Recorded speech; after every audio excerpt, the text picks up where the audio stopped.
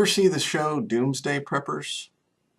I see it on the guide fairly often, and when it first came out, I did tune in for a few minutes. Um, it's always interesting when secular man starts preparing in the same way a Christian might and recognizes that we are in a special time. Um, it's,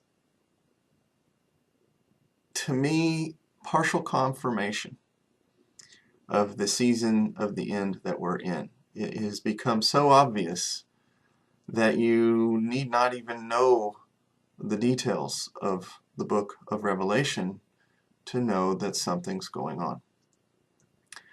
So in that regard, the show intrigues me, but I quickly lose interest for a couple reasons. Number one, if any of these folks are Christian, I have not seen an episode in its fullness, so correct me if I'm wrong here, but I have not seen any of these people claim to be Christian. They could be, and they might not be mentioning it, but my end times interests are always going to come from a Christian lens.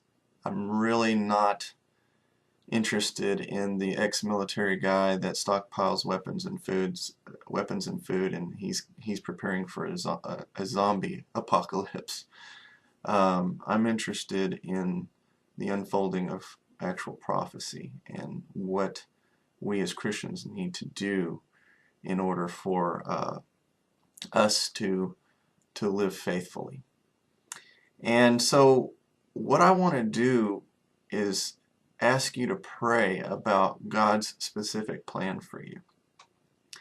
I was one like these doomsday preppers that when I first started really getting interested in studying end times, felt like I needed to find a plot of land, dig a hole, and build a shelter and stockpile food and water, and just be ready to bug out.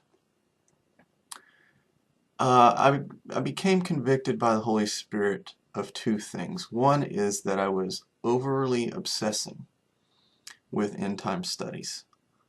And many of you are doing the same thing, and I want to call you out on it because you're creating, and if you're like me, you've created a lot of fear in your own life, possibly fear in the lives of your family, and it might be with good intentions, but you're putting too much focus on the power of darkness instead of the power of God and His provision for you. The other thing I became convicted of when I started thinking about all these preparations I needed to make is that is man's solution. And it's a presumptuous solution, in my opinion.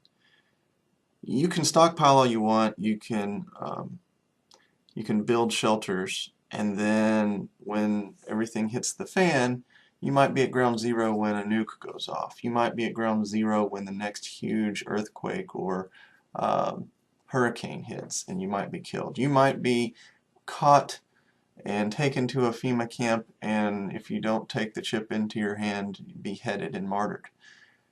And there is your shelter out in the woods, empty with nobody in it. And to me, if we are going to be completely God dependent, we need to not try to have our own solutions, not assume what His will for us is, but pray that He reveal His will. Now, the one caveat I have to saying that is I leave room for the possibility that your end times destiny is different from mine, that your walk with Christ is different from mine, your giftings are different from mine. So in that sense, if He has legitimately called you to make preparations, physical preparations for you and your family, don't worry about a word I'm saying. But really pray about that and make sure that you're not kind of committing the sin of pride and setting yourself up as a kind of idol unto yourself because you're the man with the plan. You're the one that is going to save you and your family. Leave an opening for the leading of God and for Him to provide for you. And that's ultimately where I stand. Spiritually prepare yourself, you know, to the fullness that is possible. But leave the shelters and the foodstuffs and the provisions of your daily bread up to God, and really seek out His plan for you in that regard. And pray about whether or not you're overly obsessed about the end times. We know not the day or the hour.